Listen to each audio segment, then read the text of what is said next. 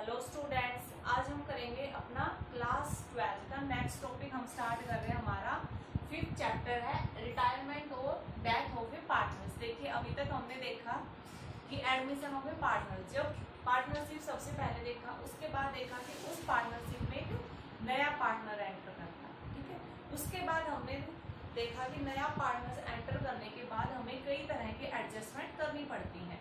उसी तरह से आज का हमारा टॉपिक है रिटायरमेंट और डेथ ऑफ ए पार्टनर्स, यानी कि पार्टनरशिप फर्म में से जब कोई पार्टनर्स उस फर्म को छोड़ के चला जाता है, रिटायर हो जाता है या फिर उसकी डेथ हो जाती है, तो भी वह पार्टनरशिप से आउट हो जाता है।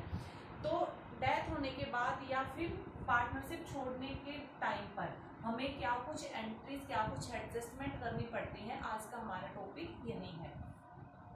तो सबसे पहले होता है कि रिटायरमेंट या डेथ के टाइम पर हमें सबसे पहले कुछ एक पॉइंट देखने पड़ते हैं। ठीक है, जैसे उसका हम निकालेंगे शेयरिंग गुडविल, यानी कि जो पार्टनर्स रिटायर हो रहा है, ठीक है, उसको कुछ मतलब कुछ अमाउंट्स उसको मिलने वाली है। जैसे वो जब एंटर करता था तो वो क्या लेके आता था, गुडविल लेके आता था अपने हिस्से की। और वो गुडविल क्या होती थी, वो गुडविल की अमाउंट वो होती थी क्योंकि भाई नए पार्टनर्स जो उस फर्म में पहले से ही जो पार्टनर्स हैं वो अपने लाभ का कुछ हिस्सा उस पार्टनर्स को देंगे। तो उन पुराने पार्टनर्स ने जितना सैक्रिफाइस किया है, उस सैक्रिफाइस के लिए नया पार्टनर्स गुडविल लेकर आता है और वो गुडविल उन दोनों जो पुराने पार्टनर्स हैं, 2 या 3, उनको मिल जाती है। तो उसी तरह से जब कोई पार्टनर छोड़ के जाएगा पार्टनरशिप को, तो वो क्या लेके जाएगा, अपने हिस्से की गुडविल लेकर जाएगा। क्योंकि जब आया था तो गुडविल लेकर आया था, अब जा रहा है तो वह अपने हिस्से की गुडविल लेकर जाएगा। क्योंकि उसके जाने से किसको प्रॉफिट हो रहा है, मान लीजिए हमारे पास ए, बी और सी 3 पार्टनर्स हैं। ठीक है, सी अगर पार्टनरशिप को छोड़ के चला जा रहा है या उसकी डेथ हो जाती है, तो जो लाभ ए, बी और सी तीनों में बढ़ता था, एक मान लीजिए 3 रुपया था। ठीक है, तीनों को 1-1 रुपया मिलता था। अब सी चला गया तो अब ये 3 रुपए ए और बी को ही तो मिलेंगे, यानी कि 1.5 रुपए मिलेंगे। तो सी के जाने से ए और बी को फायदा हुआ ना, उनका लाभ बढ़ गया। पहले 1 रुपया मिलता था, अब 1.5 रुपया मिलेगा। तो इसीलिए जब सी जाएगा तो वह उसके जाने से ए और बी को फायदा होगा। ठीक है, उनका लाभ बढ़ेगा। तो इसलिए वह क्या करेंगे, पुराने पार्टनर्स ए और बी सी को जितना फायदा ए और बी को होता है उतने फायदे का सी को गुडविल देंगे। जैसे एंट्री के टाइम पर सी गुडविल लेकर आता था, अब यहाँ पर गुडविल वो लेकर वापस जाएगा। ठीक है, नेक्स्ट है शेयरिंग रिजर्व, कि फर्म में जितने भी रिजर्व हैं, ठीक है, उस रिजर्व में सी का कितना हिस्सा बनता है। क्योंकि भाई रिजर्व कहाँ से बनते हैं, जो लाभ कमाए फर्म ने उन लाभों का कुछ हिस्सा हम बचा कर रखते हैं। सारा हिस्सा हम पार्टनर्स में नहीं बांटते लाभ के रूप में, तो कुछ हिस्सा बचा कर रखते हैं। तो मान लीजिए सी एक फर्म में 5 साल तक रहा, उस 5 साल में लाभ हुआ होगा, कुछ ना कुछ तो प्रॉफिट हुआ होगा। उस प्रॉफिट में से कुछ तो पार्टनर्स में बांट दिया गया होगा और कुछ प्रॉफिट को हमने रिजर्व करके रखा होगा। तो वैसे देखा जाए तो ये सारा प्रॉफिट किसका था, पार्टनर्स का था। ठीक है, लेकिन इस प्रॉफिट में से कुछ हिस्सा रिजर्व के तौर पर रख दिया। तो अब जब सी जाएगा तो सी कहेगा ना कि चलो मेरे को हर साल जो प्रॉफिट मिला वो तो मेरे को मिला, लेकिन हर साल के प्रॉफिट में से जो रिजर्व बना है, ठीक है, ये रिजर्व है तो प्रॉफिट का ही, इसका मतलब इसमें मेरा हिस्सा भी तो है। तो ये सी जो है इस रिजर्व में से अपना हिस्सा भी लेकर जाएगा। ठीक है, क्योंकि इसके रहते हुए उस फर्म ने कुछ लाभ कमाए थे और वो उस लाभ से ही हमने रिजर्व का निर्माण किया। ठीक है, नेक्स्ट हमारा share in revaluation of assets and liabilities, कि पार्टनर्स के जैसे एडमिशन के टाइम पर हम रिवैल्यूएट करते थे हमारी एसेट्स और लायबिलिटीज, उसी तरह से जब पार्टनर्स जाएगा, ठीक है, तो जाने के टाइम पर भी हम अपनी फर्म का रिवैल्यूएट करते हैं। हम देखते हैं कि अब हमारी फर्म किस पोजीशन में है। तो अगर एसेट्स की रिवैल्यूएशन करने के टाइम पर लाभ या हानि जो भी आता है, ठीक है, वो भी पुराने पार्टनर्स को मिलता है। लाभ होगा तो भी सी को मिलेगा, इसके हिस्से में अगर हानि आएगी तो भी जाते जाते ये उस हानि की पेमेंट करेगा। तो सेम ज्यादातर बातें वही वही है जो एडमिशन के टाइम पर होती थी। ठीक है, तो अब सबसे पहले हमें क्या कैलकुलेट करना पड़ेगा, रिटायरमेंट के टाइम पर हमें कुछ पॉइंट कैलकुलेट करने पड़ते हैं। जैसे हमने एडमिशन के टाइम पर किए थे वही सारे पॉइंट है। वहां पे हमारा क्या था, सैक्रिफाइस रेशियो, क्योंकि नया पार्टनर शामिल होने से के बाद पुराने पार्टनर्स को क्या करना पड़ा था, कुछ त्याग करना पड़ा था। वहां पे सैक्रिफाइस रेशियो था, यहाँ पे हमारा क्या है, गेनिंग रेशियो।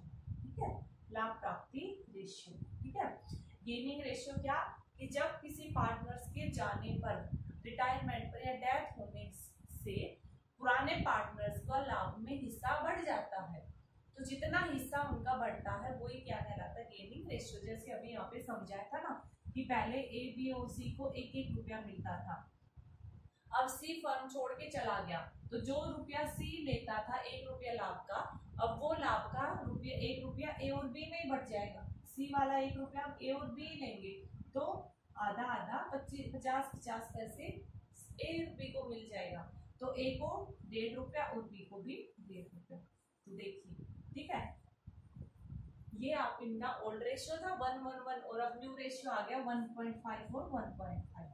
तो क्या हो गया, ए और बी को लाभ हो रहा है, गेन हो रहा है, तो गेनिंग रेशियो, गेन कितना हो रहा है, 0.5 का। ठीक है, 50 पैसे का उसको गेन हो रहा है। तो जैसे हमारा सैक्रिफाइस रेशियो के लिए फॉर्मूला था क्या, old ratio minus new ratio, ये हमारा सैक्रिफाइस के लिए फॉर्मूला था। गेनिंग रेशियो के लिए हमारा फॉर्मूला हो जाएगा new ratio, new profit sharing ratio minus old profit sharing ratio, ये हमारा गेनिंग रेशियो हो जाएगा। क्योंकि डेथ के टाइम पर पुराने पार्टनर्स का नया रेशियो ज्यादा होगा, तो ज्यादा वाले रेशियो में से तो हम कम का रेशियो घटाएंगे, तो फॉर्मूला होगा हमारा new ratio minus old ratio. तो आपके एक इम्पोर्टेंट क्वेश्चन आता है, हर बार आता है, ठीक है, कि सैक्रिफाइस और गेनिंग रेशियो में क्या डिफरेंस है, या फिर सैक्रिफाइस और गेनिंग रेशियो का फॉर्मूला पूछ लेते हैं एक नंबर में, कि सैक्रिफाइस रेशियो से क्या अभिप्राय है। ठीक है, इसको किस प्रकार से निकाला जाएगा, तो क्या अभिप्राय में आपको मीनिंग बताना और किस तरह से निकालना है, इनके आपको फॉर्मूला बताना है। और कई बार 4 नंबर में इसका एक पॉइंट आ जाता है कि दोनों में क्या डिफरेंस है, सैक्रिफाइस रेशियो और गेनिंग रेशियो में। तो सैक्रिफाइस रेशियो तो जब नया पार्टनर शामिल होता फर्म में तब निकाला जाता है, और गेनिंग रेशियो निकाला जाता है जब पार्टनरशिप फर्म छोड़कर जाता है। छोड़ने के कई प्रकार हो सकते हैं, वो छोड़ के जा रहा है या उसकी डेथ हो गई। ठीक है, उसी दूसरा डिफरेंस इनका फॉर्मूला है। सैक्रिफाइस हम निकालते ओल्ड माइनस न्यू, और गेनिंग रेशियो हम निकालते न्यू माइनस ओल्ड। ठीक है, तीसरा कि सैक्रिफाइस रेशियो के टाइम पर पुराने जो पार्टनर्स हैं उनका लाभ में हिस्सा कम होता है, लेकिन गेनिंग रेशियो से क्या होता है कि पुराने पार्टनर्स का हिस्सा बढ़ता है। ठीक है, तो ये आपके पूछे के डिफरेंस होंगे। नेक्स्ट है हमारा एंट्री ऑफ गुडविल। हम गुडविल की भी एडजस्टमेंट करेंगे।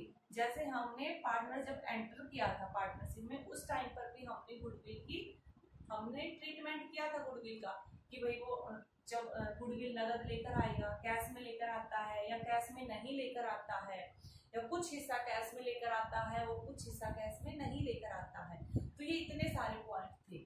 ठीक है, उसी तरह से रिटायरमेंट या डेथ के टाइम पर भी हमें गुडविल की एडजस्टमेंट करनी पड़ेगी। ये सारे आपके टॉपिक आएंगे। ठीक है, इसी लेसन में आएंगे revaluation of assets and liabilities. Assets और लायबिलिटीज का भी हम रीवैल्यूएशन अकाउंट बनाकर देखेंगे पोजीशन कि एसेट्स और लायबिलिटीज की क्या पोजीशन है। Treatment of reserve and profit, जो संस्था के रिजर्व और प्रॉफिट संचय और लाभ बने हुए हैं उनका भी हम ट्रीटमेंट करेंगे, क्योंकि भाई जो छोड़ के जा रहा है उसको उसका हिस्सा देना है। नेक्स्ट है हमारा पेमेंट ऑफ रिटायर्ड पार्टनर। जो पार्टनर रिटायर हो रहा है, जो फर्म को छोड़कर जा रहा है, उसका टोटल हिस्सा निकालेंगे कि इसको हमें कितना पैसा देना है, तो उसकी वो पेमेंट हम उसको करेंगे। ठीक है, उसकी पेमेंट करेंगे जो पार्टनर फर्म को छोड़कर जा रहा है। उसके बाद है adjustment of capital account in profit sharing ratio. Profit sharing ratio के हिसाब से पार्टनर्स के पूंजी खाते की एडजस्टमेंट करेंगे। तो ये सारे पॉइंट जो है आपके इस लेसन में एक एक करके सारे आएंगे। सबसे पहले हम आज का पॉइंट हमारा गेनिंग रेशियो, ठीक है। हम गेनिंग रेशियो कैसे निकालते हैं वो देखेंगे। तो गेनिंग रेशियो आपका बिल्कुल सिंपल है, ठीक है। जैसे सैक्रिफाइस रेशियो था बिल्कुल वैसा ही है, ठीक है, उसी तरह का है, बस आपका फॉर्मूला चेंज हो जाएगा। हमारा फॉर्मूला हो जाएगा new ratio minus old ratio, ठीक है। बाकी अगर आपको सैक्रिफाइस रेशियो का पॉइंट अच्छे से क्लियर हो गया तो ये भी हो जाएगा। इसमें भी वो बातों को घुमाएगा, ठीक है, कि नया जो पार्टनर छोड़कर जा रहा है, रिटायरमेंट ले रहा है, वो अपने हिस्से को बराबर बराबर देके जा रहा है पुराने पार्टनर्स को, या कोई रेशियो बता देगा कि इस रेशियो में देकर जा रहा है। तो वो कुछ ऐसा पॉइंट है नहीं कि आप पजल हो जाओ। आपको एक एग्जांपल कराती हूँ मैं। एक्स, वाई और जेड किसी पार्टनरशिप फर्म में पार्टनर्स थे। उनका प्रॉफिट शेयरिंग रेशियो था 3, 2 और 1 का। कैलकुलेट द न्यू रेशियो, आपको न्यू रेशियो कैलकुलेट करना है। ये था ओल्ड रेशियो, आपको न्यू रेशियो को कैलकुलेट करना है। और कई पोजीशन दी हुई है, कई सिचुएशन दी हुई है। कब कब कैलकुलेट करना है? जब एक्स रिटायर हो जाए, ठीक है।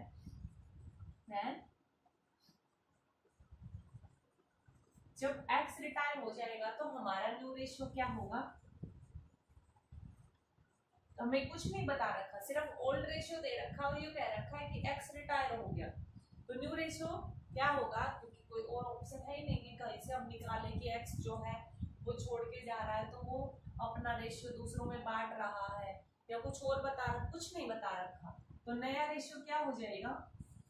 वाई और जेड ही बच गए पार्टनरशिप, ठीक है। अब कौन कौन बच गए पार्टनरशिप में? वाई और जेड। वाई जेड का रेशियो क्या? 2 और 1, तो हमारा न्यू रेशियो 2 और 1 हो जाएगा।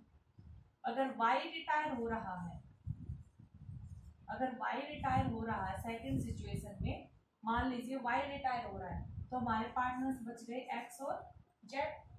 तो नया रेशियो क्या हो जाएगा? देखिए एक्स का रेशियो कितना था? 3 और जेड का रेशियो 1, तो नया रेशियो क्या हो जाएगा? 3 और 1 का।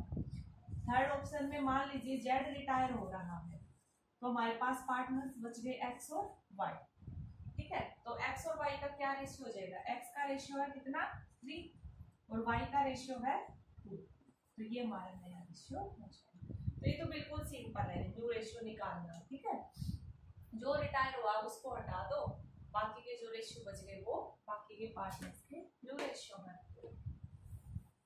अब हमारा ये तो था न्यू रेशियो, कई बार हमें नहीं दिया होता, तो गेनिंग रेशियो से पहले हमें न्यू रेशियो चाहिए, ठीक है। नेक्स्ट आपका एक क्वेश्चन है,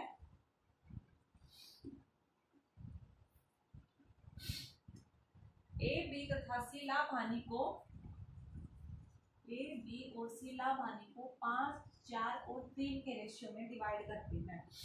बी ने रिटायरमेंट ली तथा उसका हिस्सा ए और बी में बराबर बांट दिया, ठीक है। बी ने रिटायरमेंट ली है, ठीक है, बी रिटायर हो रहा है, ठीक है। तो बी का हिस्सा कितना है? बी का हिस्सा कितना है? 4 डिवाइड बाय टोटल कितना? 4/12। बी का हिस्सा है 4/12, ठीक है। अगर अब हम बात देखें, अगर आपको सिर्फ इतना ही दे रहा, बी रिटायर हो रहा है, तो हमारा न्यू रेशियो कितना हो जाएगा? ए और सी का 5 और 3।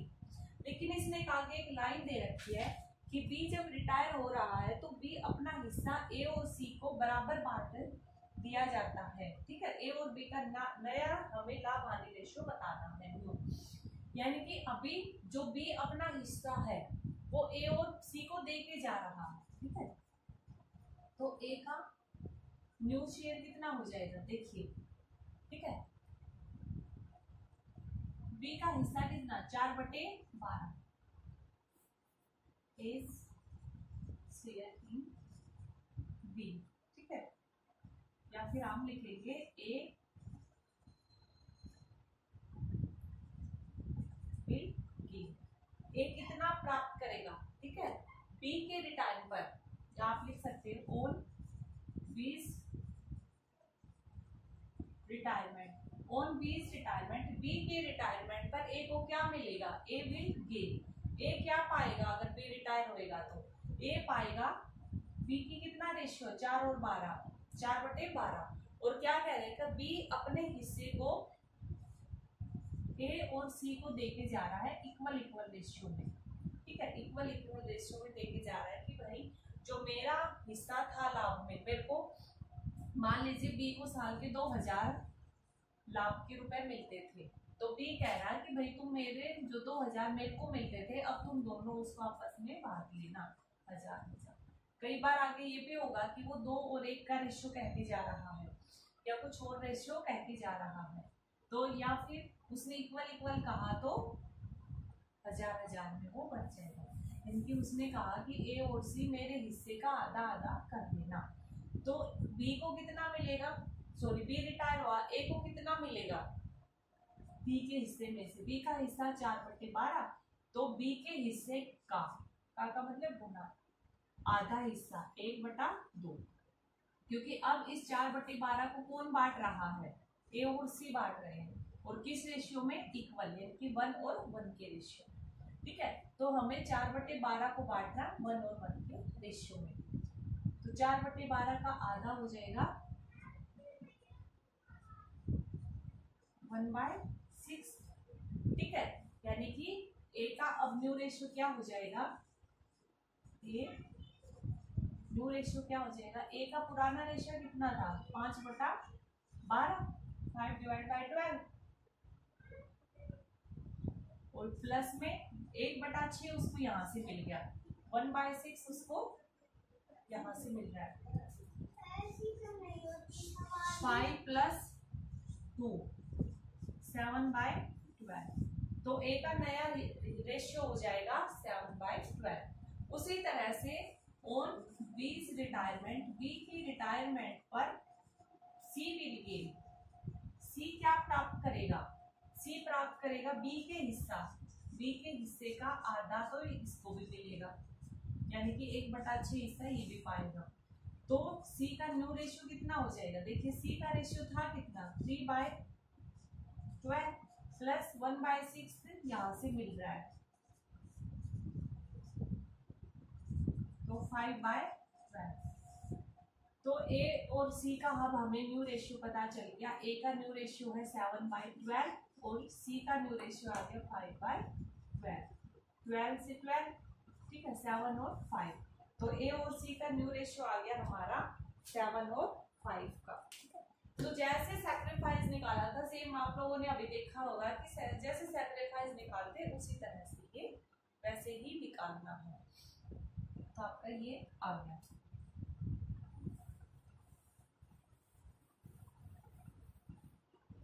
इसके बाद नेक्स्ट आपका एक और मैं बताती हूँ, बस आपको एक एग्जांपल और कराती हूँ इसका। ए बी और सी पार्टनर्स हैं, उनका रेशियो है 5, 4 और 3 का।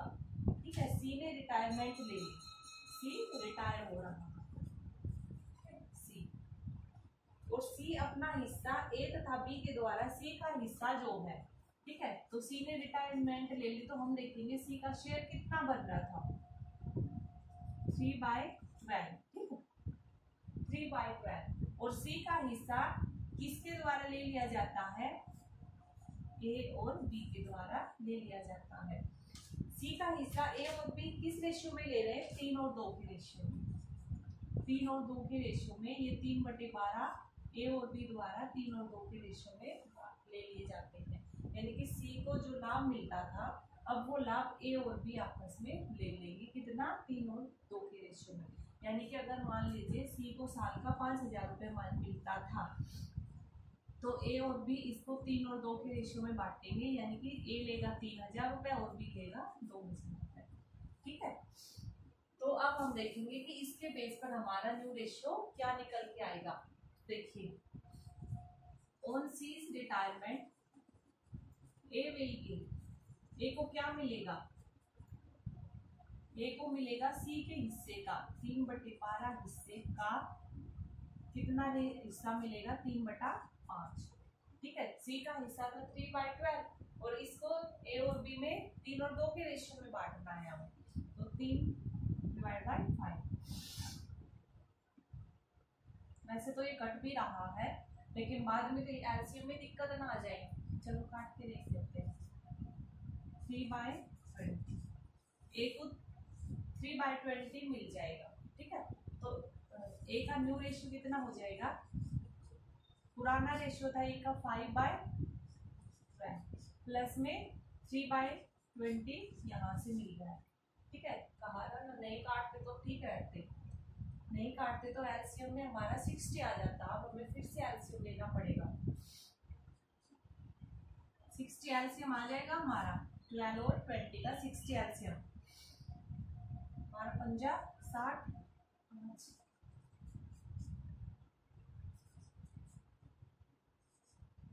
34/60। ठीक है, 34/60 आ गया ए का। उसी तरह से सी के रिटायरमेंट पर बी क्या गेन करेगा? बी गेन करेगा सी के हिस्से का, यानी कि 3/12 हिस्से का 2/5 इसको मिलेगा। ठीक है, तो कितना आ जाएगा? 6/60। अब हम इसको काटेंगे नहीं, यहाँ पे हम भी कट रहा है लेकिन नहीं काटेंगे क्योंकि एलसीएम में दिक्कत आएगी। तो बी का न्यू रेशियो क्या हो जाएगा? देखिए बी का पुराना रेशियो है 4/20 प्लस में 6/60 उसको यहाँ से मिल रहे हैं। ठीक है, तो 60 एलसीएम आ जाएगा।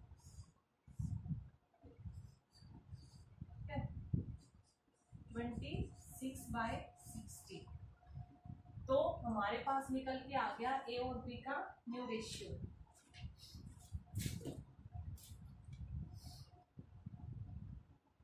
ए और बी का न्यू रेशियो निकल के आ गया। ए का आ गया 34/60 और बी का आ गया 26/60। तो अगर रेशियो की बात करेंगे तो ए और बी का रेशियो हो जाएगा 34 और 26, ये 2 से कट रहे हैं तो 17/30। ए और बी का न्यू रेशियो आ जाएगा 17 और 13 का। तो इसी तरह से हमें सारे क्वेश्चंस करने हैं। इजी क्वेश्चंस हैं, इजी पॉइंट है, आप इजीली इनको कर लोगे। नेक्स्ट है आपका